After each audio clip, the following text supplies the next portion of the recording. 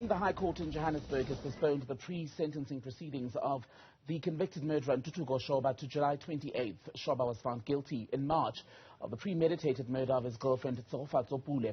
The 23-year-old was found shot and hanging from a tree in Roodepoort in June of 2020. Take you live to court now and bring in our Linda Mnisi, who's been tracking this story from the very beginning. Linda, so why this postponement today?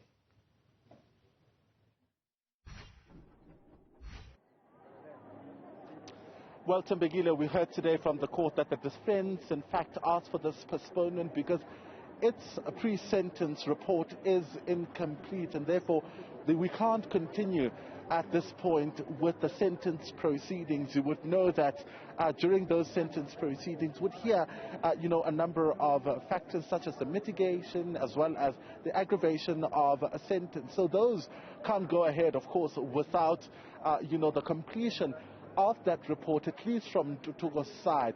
And this comes in the background of this matter having been postponed on the 25th of March when acting judge Stuart Wilson handed down that judgment convicting Ntuthuko Shoba of murdering Tsegofato Pule. So it's been over a month, really, Tembegile, that this very same court handed down that judgment. But of course this, triggers some reaction from the family who've been heavily invested in this matter. One, because this is their daughter, but also because they want to see justice being done, not only for Tsegofato, but for other victims in this particular matter. I want us to listen to Ntuthuko, who is the uncle of Tsegofato Pule, reacting to what exactly it is that they want out of this matter.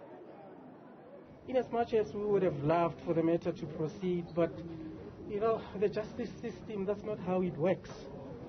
We just have to give him a chance for him to conduct his thorough pre-sentencing interviews and for the report to be compiled. And hopefully on the 28th of July, and then we hit the road running with the matter. The sentencing proceedings have to be concluded so that the family can get closure and we all go back to mourn and make sure that we reflect on the anguish and pain that this ordeal has cost us as a family. Mr. Mnisi, anything less than a life sentence would be injustice to the family. I don't want to lie to you. And from where I stand, I don't see the court granting anything different.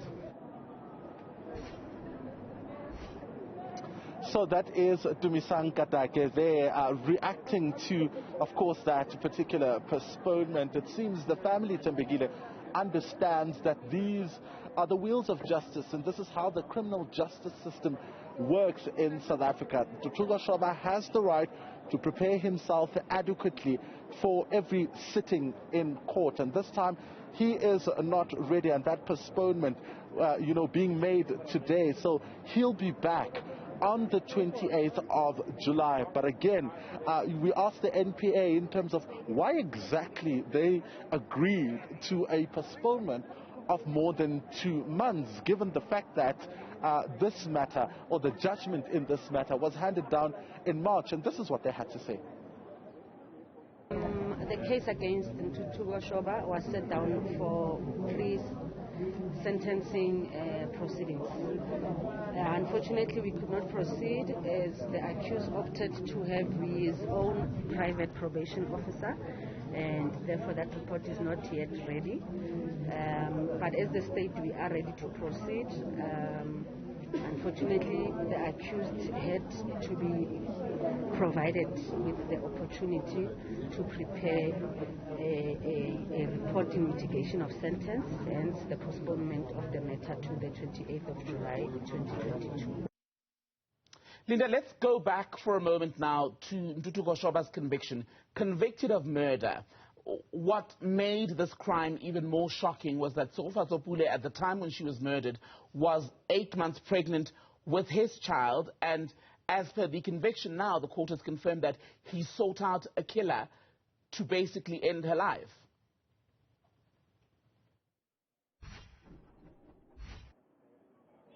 Absolutely, Tembegile, and you'll remember the one person who is the killer in this particular matter is Muzikaise Malepane, the convicted killer. He's currently serving a 20-year jail term. He came to this very same court and detailed how they forged a plan to execute this crime. A number of meetings that took place.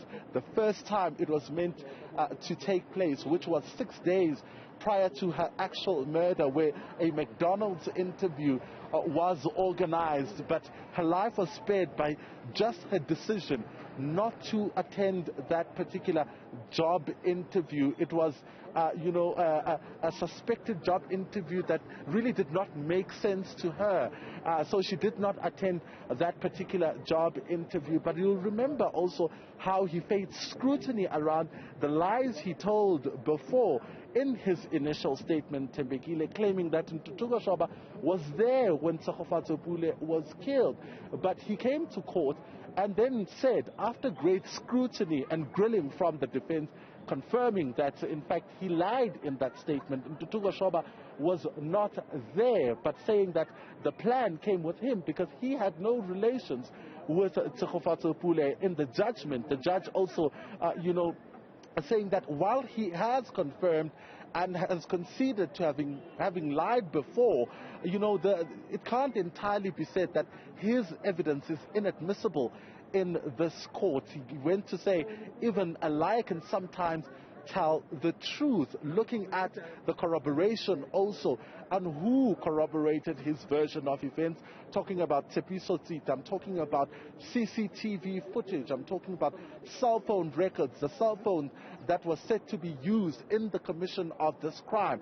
The judge saying that in order to convict Ntuthuko Shoba, he needs to be satisfied that he did not only agree with Muzikaisa Malepane to have Tsegofato Pule killed, but must have also assisted in, having her killed, and saying that the state did successfully prove that Ntuthuko Shoba did indeed hand over the mother of his unborn child to a killer. Linda Mnisi, thank you very much for that update.